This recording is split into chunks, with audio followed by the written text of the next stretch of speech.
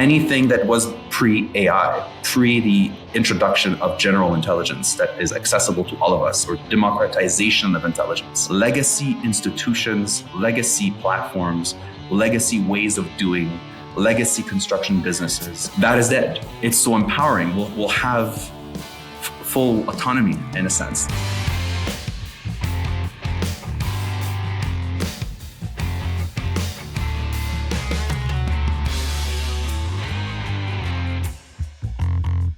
Ahmed, dude, I'm really excited about this conversation, but let's start off with who you are, what you do, and I also want to hear a little bit of your background too, because I think that's relevant to this conversation. Before you got into this AI stuff, what were you doing? All right, that makes sense. So quickly, civil engineer in training. I worked at Supermetal for almost 10 years, working in the steel industry, and I did many roles as a field engineer, field project manager, business developer, director of sales and estimates. And across these roles, I've always tried to see, how do we streamline communication? How do we streamline that data that we're capturing and sharing with other departments internally in the team, our clients, our subcontractors, our vendors. And throughout that, over the years, essentially a couple of years ago, when GPT 4.0 came out, when OpenAI released their conversational model, that just blew my mind away. Like I felt like I had a little tiny brain that I can speak to it in a computer and just learn anything I wanted and do anything I wanted. So I left the job and I started my company, Myte Group. So that's how I got into the AI space. I've always been in process engineering or process optimization, and now I had the tool that allowed me to really go nuts and bananas with that. And there's so much to talk about in terms of what can be done in the world that I was in and how things can be streamlined further. But now that's what I do today. So I optimize processes. I build autonomous organizations, starting with my own. So I drink my own Kool-Aid.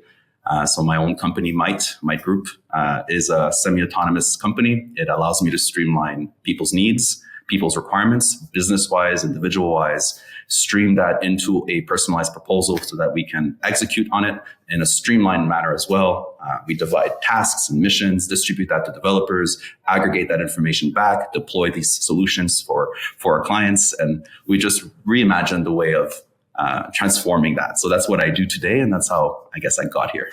So we had a conversation last week, and it was a heck of a lot of fun. And I was like, all right, Ahmed, you have a background in steel, which I love because that's like right in our heart. That's what, that's what I did for a decade. That's what Eddie still does to this day. And so we could kind of speak that same language around some of the different tasks and things that need to be done. So how is AI changing things? I'm going to keep this a little bit broad right now. How do you think AI is going to be changing construction here in the next couple of years? Well, you start the way I like looking at things. You've always got inputs and outputs and transformations in between, right? And what's a construction company? When you're erecting, when you're fabricating, other than the fabrication step and the actual erection step, actually installing the beams up and putting them up in the air, everything else around that is just handling data. You're handling information. And it's been done with papers back in the days and vocal communication, keeping it in your mind, your experience in your head, like the more veterans in the industry still use a lot of their mind in terms of what they have to do. But that's essentially what a construction company does. We handle data. So whether you're in steel or any other industry, any other specialty in the construction industry, you're handling data between your client, between your vendors or subcontractors, between the people in your company, the people on the floor fabricating the steel, as well as the people in the field putting it up in the air. And so how is it going to change? What's going to change everything? It's going to change the way you handle data, the way you communicate, the way you track, the way you notify, the way you manage, essentially, the project information. BIM modeling is a great, BIM, a lot of people are navigating towards there either by force or voluntarily. ESTA modeling as well. We're seeing that a lot happening more and more in the industry across companies. I personally was exposed to that for 10 years. Essentially, the Supermetal was had the foresight of that. But now what you can do with that, essentially, the way you load the BIM model with information, the way you extract information from the BIM model and create whatever needs to be created, whether it's reports, whether it's notifications, RFIs, NCRs, daily field reports, pick lists, whatever you can imagine, timesheets and cost coding and all that stuff that people hate doing, honestly, on the field. The foreman that has to sit there and actually write down what his workers are doing, and he doesn't even care. Like, he doesn't care about that. He just wants to put the steel up in the air. But can you imagine if he could just speak to his guys what's happening, what's going on, and this system will just listen, write the timesheet for him, send that off to the project manager, have him review it. He clicks a button that's tracked and logged and cost coded automatically, seamlessly, without having to put a pen to paper. That's essentially what AI is going to allow us to do. All right, Eddie, I want to defer to you on this because I feel like you've been playing around with ChatGPT a little bit more lately as a result of Noah coming into the office. Yep. We have a youngling in here, and he has been teaching us all of the ChatGPT ways. I was even training a new GPT this morning myself before this conversation. And I'm here to tell you, holy cow. Like, I didn't even scratch the surface of this thing until probably the past couple days. Like, I feel like I've been using it just more as like a, hey, help me craft this wording on this thing. I've just been doing that. And if you've only been doing that, you are just scratching the surface. So on your end, what are some of the things that you've been doing lately? I know you don't want to divulge all of it, but like some of the stuff that you've been doing, Eddie, I think it's worth saying. Yeah, there is a side of this that I feel like, oh my gosh, I just discovered something and I don't want to show anyone else what I'm doing. Like, I feel like I have this thing that's a secret. It's not a secret. No, it's not. The company is literally named for open, right? Like, this has been informed by a crowd of people, a crowd of data, probably a pitiful way of putting it, but it's out there. And I made a post about it yesterday and I got a lot of response. It was a real baseline post. It was almost like a feeler post, like, hey, you could do like a project schedule on this thing.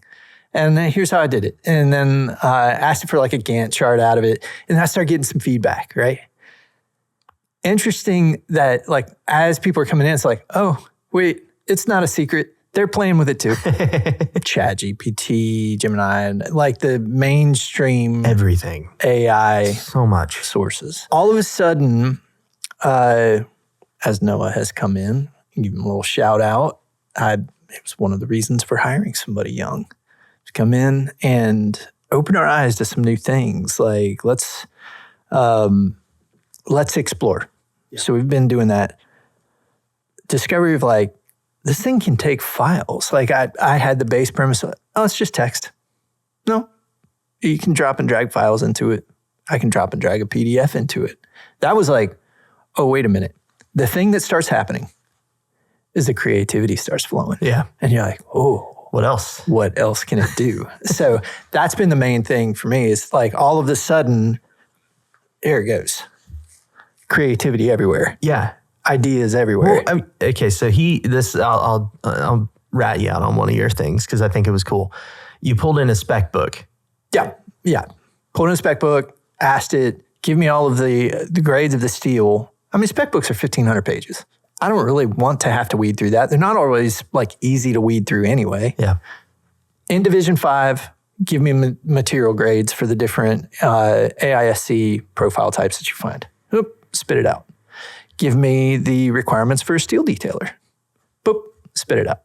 So now I can extract that data without having to go into it and break myself to find it. It's saving people so much time. But dude, you've been digging into this further than we have for sure. So like, what are we missing here? I feel like we're still just scratching the surface here in the office. I mean, that's the beginning, right? You start getting addicted to discover what more can it do? How deeply can it go? Within the chat interface itself, you can do a lot. You can create GPTs, you can have GPTs communicate with one another, call them into each other's chats. So you can build different systems that talk to each other within the chat GPT interface, the chatbot, the chat interface. You can create projects. You can create ways of responding that you want to systemize in a way. whether it be a flow that you want to keep on or some kind of chain of reasoning that you want to build into the chatbot itself. But what really drove me was taking it out of the box. So you're in the chatbot interface. It's great. You're sort of limited in the output that it provides you. So when you get into more complex work that requires, many chains of reasoning, many loops of reasoning, many, a large amount of words to be structured and outputted into a format that's presentable, like a proposal, like a roadmap. It does it, but it may not do it the same exact way. It may still hallucinate a little bit within the chat interface itself. You're able to take it out of the box, though, and create an environment for it within your business where your data now can be visualized, editable. You can come back to it. You can store it.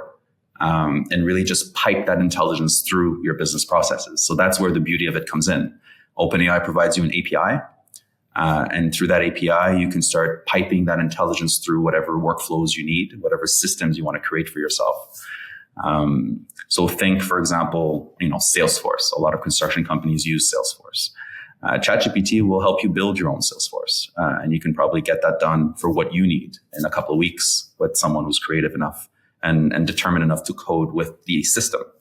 And it'll code it in a scalable manner as well if you do it from first principles and you want to code it out that way.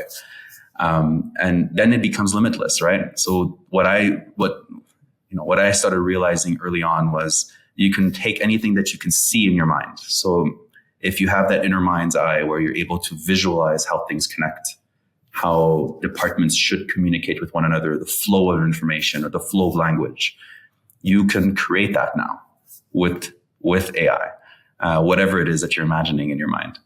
And that's the beauty of this technology. It's only limited by how much you see and how much your mind is open to it. And so like any tool, it remains a tool, right? That we can't get confused. It's not an actual human that you're talking to. It's not an actual consciousness or anything like that. It's a tool that's trained on enormous amounts of data. But this tool wielded by different people will create different results. So in my mind, like an advice to companies out there in the construction industry, those that have that guy that's always looking to optimize things, or that girl that's always looking to sort of streamline ways of doing things, that person, take them apart and just have them ideate and have them spend time on imagining what your environment should look like or what could look like, talking with your different colleagues and the different people from different departments as well. And then what you can create really is your own technology and really build it your way. And that's sort of what I believe in too. It's really, we're entering a time where these systems allow you really to just create whatever you want and do it in such an efficient way that it becomes nonsensical to spread yourself apart with 15 different SaaS products that don't even communicate with one another and trying to stitch that all together. And just, what do you want? What do you want to build? Like, how do you want technology to work for you? Like, what do you want? And you literally say it. And you can start building it out internally, or have people that are working in that field build it out for you quickly as well. That's where we're at today. It's where we're at, and where we're headed is going to be magical, man. You said something when we talked, and it kind of stuck in my head. And I don't have perfect recall like ChatGPT, so that's a miracle. So you were saying that SaaS is dying, or it's might go away. And I want you to dig into that a bit, because I feel like we're in a world of a ton of SaaS products. Software as a service, for clarity, right? I get that right? Sure, we'll go with that. But we're in a world of SaaS products. You're thinking that things are going to get more customized, more individual, and we're going to be able to code things a lot faster as a result of this technology. So dig into that for me. Why is it dying? It's dying. SaaS to me is no longer the one size fits all approach. It was the way to go because of the cost to get these things built, and the complexity of it, and the lack of knowledge. What AI is allowing, what OpenAI allowed, it's in the name. They're saying they're not open source, but technically it is. They've provided all the knowledge you can possibly want at the palm of your hand. Anything you need to learn, anything you need to understand, you have it. You can just simply ask, and you can dig into every point, every line, every word, and expand upon that with that system within the conversation. We have limitless knowledge. And so now, for example, myself, I was a process engineer. And the reason why I'm saying SaaS is dead is just I'm not alone in this. So I was optimizing systems with the knowledge I had on Excel workbooks and creating systems within the Excel, complex formulas, linking them together, different pages, different data sets, etc. But I didn't know how to code. I didn't know how to put that up in the cloud. I didn't know how to scale it. I didn't know how to, write Python. But AI allowed me to learn that and learn it at such a pace that's unbelievable. And I'm not alone. Anyone can sit there now with whatever passion you have, whatever you're good at, whatever you know, and complete the gaps with this technology. And that's why I'm saying SaaS is dead. SaaS tools like LinkedIn, for example, Salesforce, they're going to become like data pools in a way.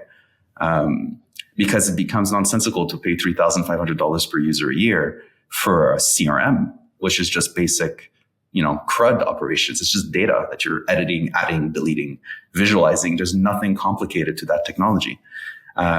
Twitter or X or Facebook, they're just going to become databases now. Like you have your friends there, you have people there, you have information there. But in terms of networking as a company, do you really want to have a Facebook group? You can create your own Facebook in your own company. It's going to take you a week. People can post, exchange with each other, and you'll create your own bubble that you want there. But of course, Facebook and those platforms will have value. They have data. They have people there. But this is what I mean. You can now create whatever you see and the way you imagine it and just bring it in and bring it into work for you and not the other way around.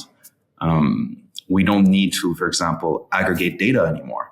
Like these platforms, their business models are data aggregation, selling you ads and algorithms to sort of, we can go on in that of a huge vein of like whether it's good, whether it's bad, and the effects it has on our society. But today, if you can just build up a CRM in a day, do you need to aggregate data anymore? Can you just build it for the purpose? Can you build it for the utility of it, for what it does for you?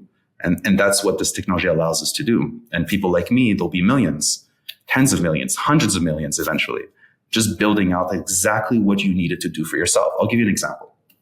I'm writing a LinkedIn post and I saw people doing these bold text sort of things on their posts. And I was wondering, how the hell do I do that? And so I just went to ChatGPT. I'm like, hey, can you write me a Python script that I can copy paste a phrase and you give it back to me on my clipboard, ready to paste in that bold format. And that took 30 seconds. And I had the script to do that. So it's a very small workflow. It's a very small, tiny aspect. But the point is you can do that for any complexity, any length. You just have to spend the time at it, linking next step to next step to next step. It's understanding essentially the big picture and how everything connects. And then just the time to take it from that box and take it out of the box. And the beauty is the technology helps you do it. So it just becomes a question of, spending the time, exploring like what you've been doing, Eddie, and getting addicted to what does this do? How far does it go? What more can I do? What more can I learn? And then from there, your mind runs wild. The limit is your mind. The limit is what you don't know, you don't know. And the more you learn your known unknowns, as you expand upon that, the more it becomes available to you of what you can do. So, we have to be in the mindset today that we need to know we don't know and constantly just understand what your known unknowns are. And then from there, discovering what your unknown unknowns are and just keep expanding upon that and iterating and iterating and iterating and growing your mind around that. And that's what this technology is allowing us to do collectively and individually. We've seen and heard from a lot of people that the SaaS solutions that are out there, they're like they do almost everything I need them to do. But they're all these disparate parts. They don't lock in together. So I just wish it could do X. So then you enter into that mindset of anything I'm going to do more than 3 times the same way, I'm going to go ahead and set up a process or a system to take care of that. It's very, very e-commerce mindset. Right. Yeah. But there's always this wall in the way of that. But I don't know Python. but I don't know. So it would seem that this is an unlock. Like you're gonna hear this platform of platforms. Everybody's like, oh man, I just wish I could lock them all together. Yeah. It's not going to be like maybe the end thought is not how do I lock all the softwares together? Maybe the end thought is how do I get adept at building out exactly what I need? Exactly. And that's the frame of mind companies should adopt right now. It's not, okay, what SaaS products do I need? What are the 50 that I want to subscribe to? And then how do I connect them all together? It's more, all right, let me spend a month thinking about what do I want? How do I transform my business? How do I make my business AI first? The same way we made businesses electricity first when electricity came out. This is a bigger shift. It's intelligence. It's a part of what humans have been doing as machines, you can say. And that's not all we are. Knowledge workflows is not all that humans do. Personally, I wrote a post yesterday on LinkedIn, and I purposely wrote it all by hand and corrected everything by hand and used no AI to write it out. It took me 20 minutes instead of a minute or 45 seconds because I have a system in place that just writes my posts with me, just by me speaking my mind. And, that's the point of the post is like, I would have rather spend that 15 minutes with my dogs or my mom or my dad or on anything else that I want to do. Why did I need to spend that time just so that, for example, LinkedIn algorithms don't throttle my post or don't make it not visible because, hey, it's AI written. It's intelligence. So now what we can do with this is just free up our time and reclaim it to do whatever it is you want to do, whatever it is, more of X, more of Y, more of personal stuff. It's more of a paradigm shift, really. It's not just like a small thing. It's the way we see work, the way we see how we interact with each other, business-wise, and the supply chain I'm talking about, even community-wise. I'll give you another example. In December, we did a food drive where we fed over 2,000 people. We had over 60 volunteers. We cooked food. We got ingredients from multiple different suppliers, new coats and boots and all that kind of stuff. And we did this all manually. And it was a pain. Yeah. I started saying, okay, so if I want to do this, it was with my family and the community we have. I'm like, if you want to do this more regularly instead of once a year, imagine I want to do this once a week. What would be the system I'd need to sort of streamline that process? Mm-hmm. So I came up with this idea. I'm like, okay, great. We have the hub to cook. We have a distribution point that already got approved with the city. Okay, great. We have people that are interested in giving us stuff if we can keep this going. So now it's just a question of tracking what are the needs. And what was interesting is the homeless people in Montreal, a lot of them had phones connected to the Wi-Fi or internet. So they had apps. They were connected to Instagram and they had their, they were people like us before making it to the streets, right? And so even those that don't know people that do. And so in my mind, I was like, okay, they can be a user and they can speak their needs. One of the issues we had was we were giving out coats and boots and socks and clothing, let's say, but we didn't have the size, the amount of sizes for the amount of people that needed that same size, for example, or the shoe sizes for the amount of people that needed that same shoe size. So in my mind, I was like, wouldn't it be great that people can just speak their needs and we keep a live list of items needed with details like sizing and the types of clothing needed and maybe even equipment or stuff like that they need. People with diabetes, people that, had these systems that they need to attach to the side of their body for X reason that's hard to come by, etc. And knowing this and then showing that to volunteers and showing that to suppliers so they can actually give what's actually needed on the street and not just things they don't want or things that are not selling, things that are actually going to be used and needed and the quantities approximately that would be beneficial for those in need. And then from there, have volunteers pick to be Teamsters, to bring things from point A to point B, to be cooks, to come in time slots at the cooking locations, to process ingredients into food, and distributors to distribute the goods and food at the points at the specific time and location. And you schedule that and get points with it. So I did a pointing system. And so I'm ideating right now. But that's the beauty is like this kind of idea that came up in my mind from living that experience with my family and doing it for 2 days, December 24th and 25th. Now I have a roadmap and a plan to actually get it built. And then I'll build it because why not? And use it just for us. Like it's not something to use, like it's not something to commercialize or anything like that. It's just, I need this tech for my needs. So I can do this more than once a year. and I needed to do and work this way with my community. And I can do that because the technology allows me to do that. And that same principle applies to everything else. My business is the same principle. So I want to kind of dig in a little more here, because I mean, one of the things that I've been doing, and one of the things I realized, I got to shout out Jeff Woods. I just picked up his book. It's a great book. I'm not AI, so I can't remember it, but we'll put it down in the show notes if I remember it. Just look him up on Amazon. You'll be able to find it. But it's about AI and leadership. And one of the things that he was pressing in on is talking about like AI being your thought partner. So when we were talking about the creativity component of this, of like, what do I create? What do I need help with? This AI can help you get through that part too. So if you're like, I'm not really sure what I should create, use AI as a thought partner to get you to that point that here's what I need. And so I was running through last night, I was uploading a proposal from a recent job. And I just said, hey, listen, here's this proposal. I want you to review it. And I want you to be my thought partner in this. And I want you to critique it. Find the areas that it's wrong. And I want you to be hard on me. Tell me where it doesn't make sense. I did the same thing with a project brief. I did the same thing with our website. I did the same thing and all it's doing is it's just asking me questions. So it's flipping it around, asking me questions, and I'm giving it input and feedback, and it's telling me where my strengths and my weaknesses are at. And so like from that, I'm gaining more ideas. I'm coming up with new stuff. And I'm like, well, what if we did this? What if we built this thing that did this over here? And just it just expands so fast. So learning to interact with it, I think is that first step. But if you're just starting with like, hey, I just need you to clean up this type for me, or help me with this LinkedIn post, make it a little more clear or concise, which I've done because I suck at writing. I'm the worst in the world. I hate it. But it's great as being that brainstorm buddy.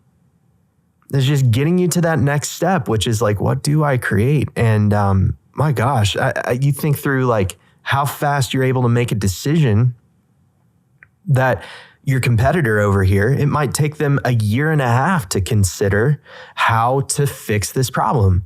But if you have a good system in place with AI that can access 200,000 resources in a split second, like you're able to make a decision in 5 minutes that it would have taken this person over here 1 year. So, I mean, oh my gosh, like how our businesses are going to change from this. It's insane. It hurts my brain, honestly, guys. It really does. It's as you dive into it and as you start seeing it, it's mind-boggling what's coming. Essentially, it's really mind-boggling what's coming. If I could go even crazy, in a sense, I've always had a vision. For example, for any construction product, creating like an Amazon of that product. And in that sense, meaning fabricators are limited by the production capacity of it. So if you're able to aggregate fabricators together, for example, from all around the world, it doesn't matter where they're coming from, worldwide. And now you build a system that streamlines clients' needs to the capacity of fabricators. You can have that one point of contact that's just streamlines the production, planning, distribution of this finished good all around the world. And benefiting everyone, right? And lowering the cost for everyone as well. Because the costly part is that data processing is what do you need? And how do you want it? And where do you need it to go? And then how do I take all that and make it a reality? So this technology just allows us to reimagine all of that and will cause deflationary pressures too. The more we adopt this technology, the more things should cost cheaper and cheaper and cheaper in all aspects and all services, all goods, all products, everything. And the deflationary pressure of that, leads to the question of, you guys had a podcast and it was funny. Like AI will take your jobs. It will take our current jobs. It will take what we currently know and do right now in terms of knowledge work. Hands down. These systems are going to do it so much. It already does it so much better than us. So much better than at least 95% of us, we can say. And so, yes, that will change even what exchange means, what the value of our money means, how our economy will work. It will all change because what we will start building will be things that are not even in our fiction. You know, these systems were fiction just 3 years ago, literally fiction. These were in fictional movies that we'd watch and be like, this will never happen. This is a movie that I'm watching. iRobot is iRobot. And yeah, a lot of it was doom and gloom. But the reality is we have full control on these systems. We will never see a Terminator style thing coming up because we will stop those bad actors before anything like that happens. It's criminal. We'll stop that behavior. We can see the compute and the energy consumption. We have full control on these systems. So I have zero fear of that. There's always a possibility of a bad actor doing something very bad, just like anything else. But you know, I am fully optimistic on this, and and the rate of change we'll see that coming just this year in 2025 by the end of it, as more and more people are seeing what you guys have seen just in this last week. I mean, you just scratched the surface. It's not even the tip of the iceberg. So as more and more people get into this, as more and more people start collaborating, talking with one another, that's where I start seeing that there's going to be not just that SaaS is dead, legacy institutions, legacy platforms, legacy ways of doing, legacy construction businesses, anything that was pre-AI, pre the introduction of general intelligence that is accessible to all of us, or democratization of intelligence, that is dead. The future will be built grassroots because we all have now the knowledge and we all now have the means to create whatever it is we need to create. And that is so empowering, especially in free societies like in Canada, in the US, in the UK, where they can't stop us, where we can just build what we want. And so these societies are going to be, I can't wait. I can't wait to see. I can't even imagine. Essentially, I can't imagine, but it's a bit crazy, but it's so empowering. We'll have full autonomy in a sense. Like if I can create this community platform that allows me to feed people on a weekly basis, people that just want food, not just homeless people, just people that want to eat, and maybe even eventually scale that to being daily. I mean, the Sikhs do it. The Sikhs have gurdwaras and they do something called ludwars. And what that is a community center where food and ingredients are being brought and the community is transforming that into finished food. And you as a person from any belief and any cultural background can just go there. There's gurdwaras all over the world, everywhere. For sure, where you guys are right now, I really suggest you just go see it. I went this past Sunday. I went and I actually was part of cutting up the vegetables. I'm not Sikh. But it was just to see. And they're able to do it on a daily basis and feed thousands of people a day. And they've been doing it for almost 100 years now. It's like part of their religious system or whatever. And if they can do that, then I can learn from that and you can learn from that. And we can all learn from that and be like, that's a great idea. What if I systemize this? What if I digitize this? What if I scale this and now distribute that all over the place? Do we now need to pay for food? There's so much waste everywhere. Can we now streamline the collection of this waste and transform it into food so that we can all eat every day without worrying about doing groceries or anything like that? It'd be nice to leave work and just go to a point and go home with your food. And it's just being done because the community is part of it and doing it, and it's streamlined and it's easy and it's gamified and it's systemized and there's points and you can trade points for, rewards or whatever the case may be. But a system not by the government, by us, by the people doing it. It's not the government is looking at us. No, it's me. I'm doing it and I'm doing it for my community. Be part of it if you want it or not. And maybe someone else is doing it and you can be part of that community. It's not illegal. I'm just doing something good and, building that. So that's the power of this technology. We can just do this. Nothing stops us now. And it's scalable to anything. Any idea, any creation you have in your mind, you can just do it. You can just create it. And so that's what I started. When I realized this back in April 2023, when GPT-4o came out, the first thing I decided to do was build my system that builds systems, my system that builds my systems. Others will do it as well. And that's what my group is. My group is a way of me taking in what my creation is, my ideas with no limitation in output. As you see, ChatGPT limits you to 3,000 words. If you prompt it really well, you'll get 3,000 words of output, 4,000 words of output. But how do you get 100,000 words of output? How do you get 500,000 words of output? How do I go from doing weeks of work into an hour or months of work into a week? Now, that's what these systems, when you take it out of the box, that's what you're starting to be able to create. Like you're saying, how do I look at thousands of different sources at once and come up with a decision instead of spending a year and a half doing that? You can do that now. Especially if you have SOPs, you can do it like that. Just feed in your operating procedures and build it or have it built, but build it for yourself. Have control over it. Own your data, own your tech. And that's what we can do today. Compute and the limitations are not like before. You can buy an NVIDIA computer now for $3,500. That's super powerful and probably powerful enough to power an entire small business. Just that one computer would have probably the capacity to host whatever system you need for your business, or maybe two of them. Maybe it's 10 grand, but it's not millions. You know, it's not that anymore. We're not in that world anymore. We're at the world of new industries opening up. That's the way I like to see it, where, you know, we have plumbers doing your renovations of your bathrooms, and you can do it yourself. Like you guys probably did your setup here for Construction Brothers yourself because you know what you're doing and you took care of it.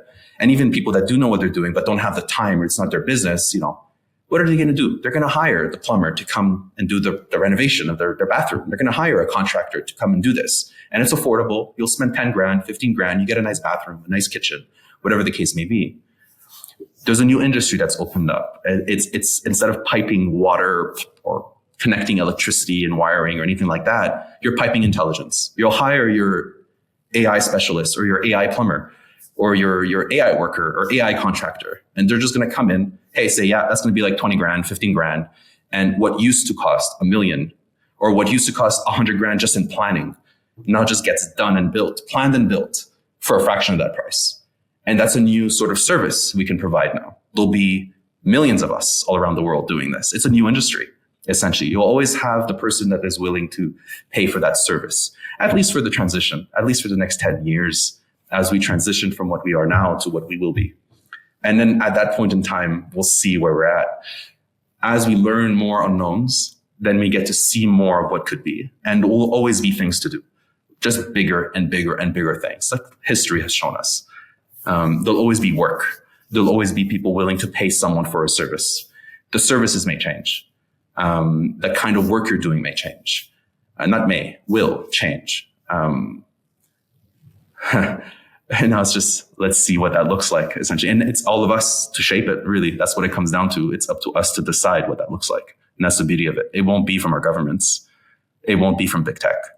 It's going to be from you. It's going to be from me, right? It's going to be from Eddie. That's the people. I don't know about that. Future. I don't know about that. Maybe you could be. You give him too much credit. You do give me too much credit. At the same time, I hear what you're saying, and it's interesting how even SaaS platforms, they build with some vision for how a user might use something, but then they hand it to users en masse, and they figure out how they actually use it, and then they adjust.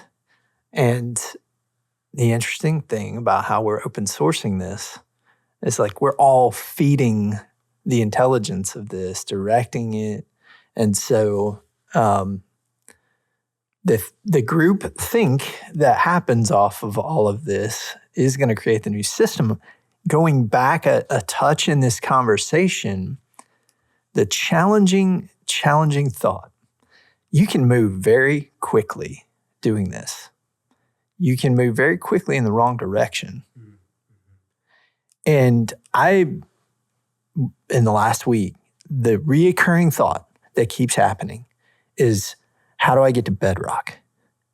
I got to get to bedrock. I got to go, because there's a penalty for not asking a big enough question.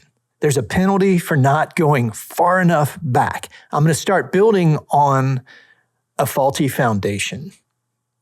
I need to get to bedrock and build on that.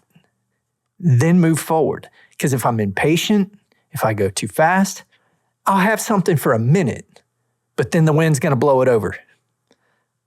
And the wind it's going to be a stiff wind coming when more and more people use this. I want to build on good foundation. So it really is where do I get to? Like, how far back do I go before I'm like, all right, there it is. All the way back to first principles. Yeah, it's like I need to ask myself like basic questions like, what do I do? How will that change? What might I do instead of that? Instead of just saying, how can I more efficiently do the thing that I'm doing right now? Mm-hmm. Which is that's your inclination. Like your instinct is like, I want to hand it a PDF and teach you how to like do something with a PDF because that's what I do. Yeah. It's like, did you ask yourself the question whether the PDF's even going to be there later? For now, it's like, yeah, I mean, it can solve a simple problem as like removing a step with a PDF or doing this, that, and the other. And that's fine. I think it's a step in the right direction. But I mean, as we're trying to eliminate that stuff, but at the same time, like, golly, I mean, you have to have steps in the process. You have to have steps in the process. Like you have to start working through these systems to uncover what is possible. And I feel like there's a small majority right now that are super invested in this way forward. It's coming. It's going to happen. And if you don't start exploring it now, you're going to be left behind because the opportunities are going to pop up. Like, how can we remove that step in our process if you're thinking about it now? And it's only by feeding it now and trying to learn it and get better at it and figure out how to prompt it better, how to get it to ask better questions of you, can you establish where the foundation level is at. And then you can build from there. That's the thing that I was going to say is let AI help you build that foundation of understanding before you go forward. And that's something I felt like I was getting wrong a lot, is that I was building off a really bad foundation. Now I'm feeding it more context.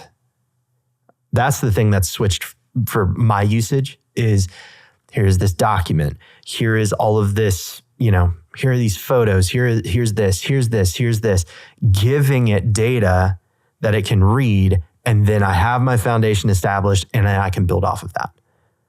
And so I think that's part of building it. And then also saying like, what else can I provide to you to help this build off of a better foundation? But even then, like, let's say we do build off of a faulty foundation, the new world that's kind of developing right now, changing that is going to be like that. Because as you've experienced coding, and Ahmed, you know this too from your experience, can computer speak computer, as you like to say? Yeah, it can. So if you do build off of a faulty foundation, swapping out that code structure to make sure that it reworks it in the way you need it to work is so much more easy now than it has ever been. Because in past, 4 years ago, it would have been a complete overhaul. It would have been a person spending a year going back, pulling the code out, modifying it, doing everything, putting it back in, testing it, doing this, doing that. Like, you can do that in 5 minutes now.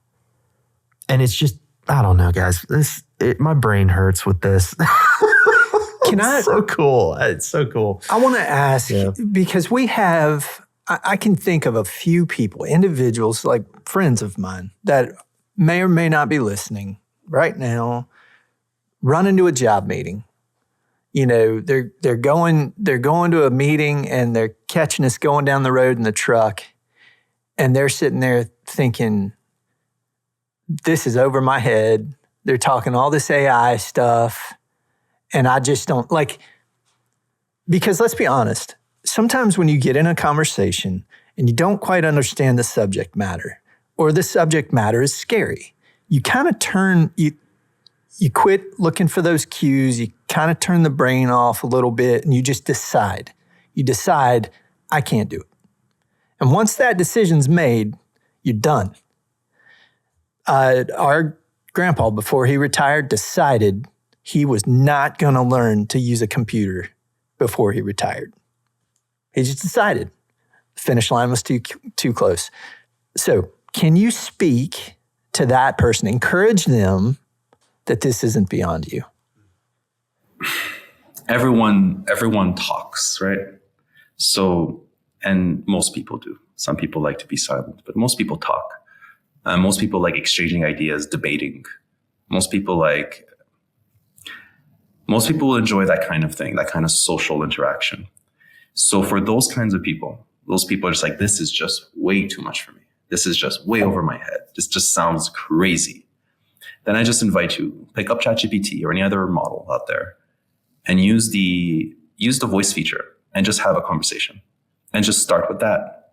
Start with that conversation. Start with talking with a human-like digital entity that's at your fingertips. And you can just call it up whenever you want and just talk about whatever you want. And you can have little conversations organized by, maybe your relationship, maybe a friendship, maybe a meal plan. And you want to track your calories because now GPT just does that for you. Just speak what you've been eating and it'll log your calories for you. Maybe simple things like that. Maybe you want to build an exercise plan or you want to train for an Ironman 6 months from now and you want a personalized plan for 6 months of what you should do every month and every day or as detailed as you would like it.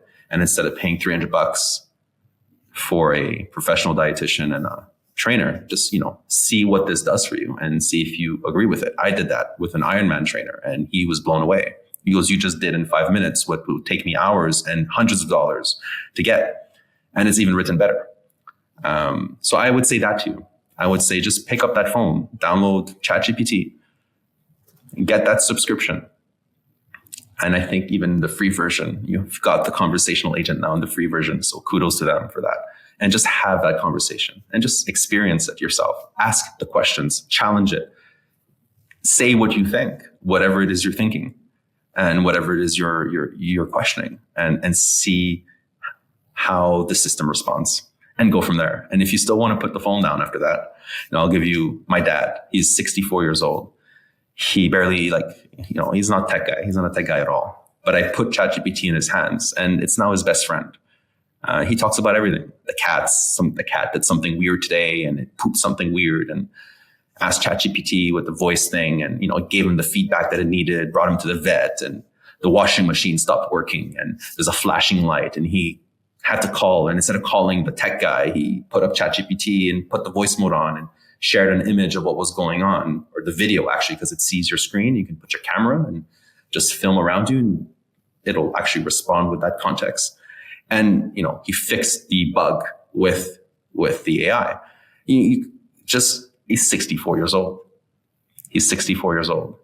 So I think there's no one that's going to not be able to use this. It's not over the head of anyone. You just need to be willing to use the tool. Just use it.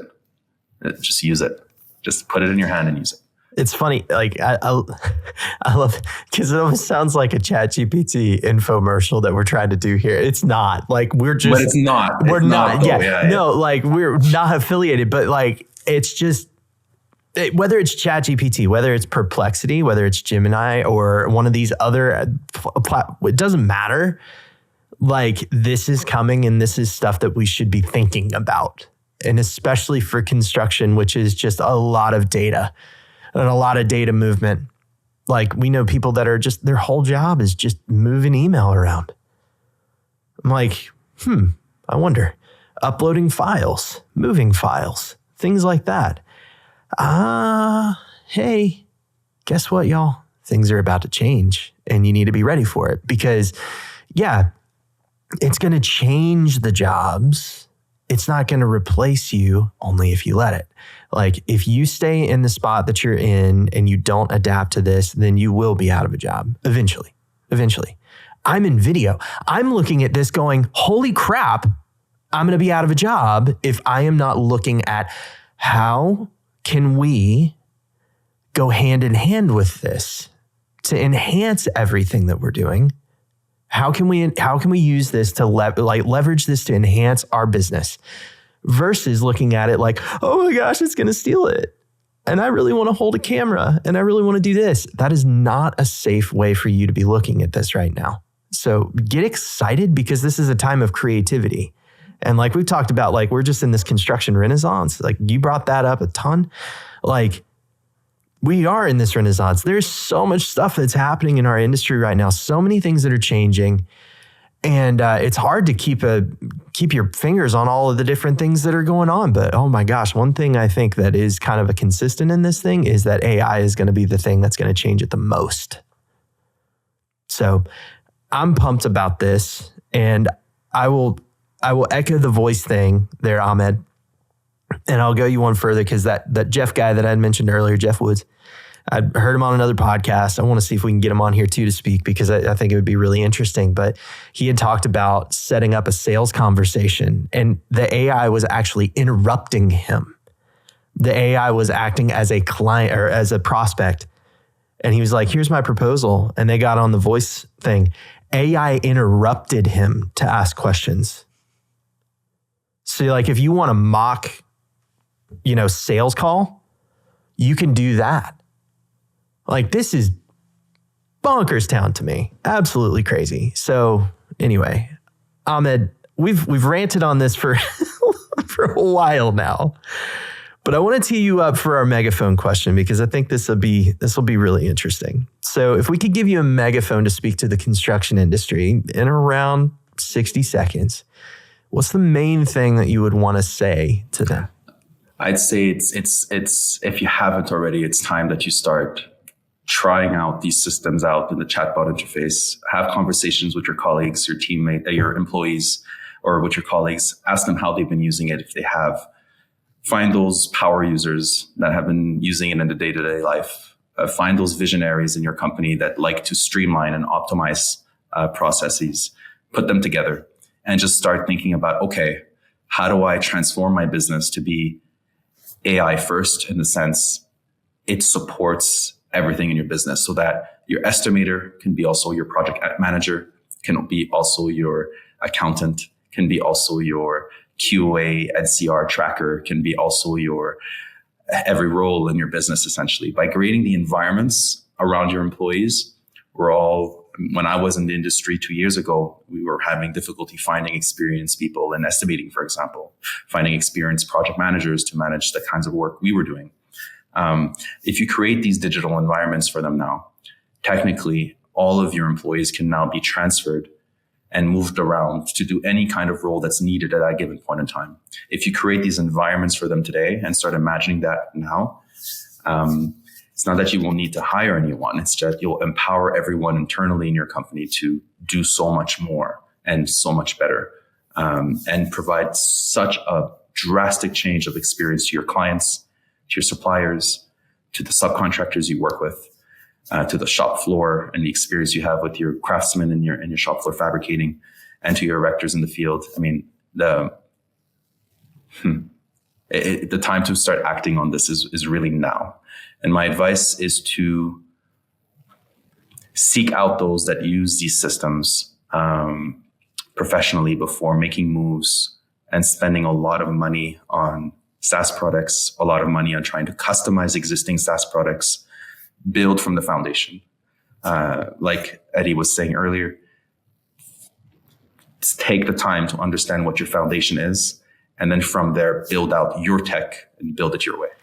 This is a fun one, dude. Thanks for coming back and chatting with us. I'm glad I get to see you again. Yeah, dude. Yeah, and we made it through all the fire alarms. Podcast, Yeah. Yeah. About that. Note to the listeners, we had fire alarms going the entire time on this thing too, so we had to pause the conversation multiple times, but we made it through. We overcame, awesome. Baby. All right, Ahmed. Thank you again, man. I appreciate it.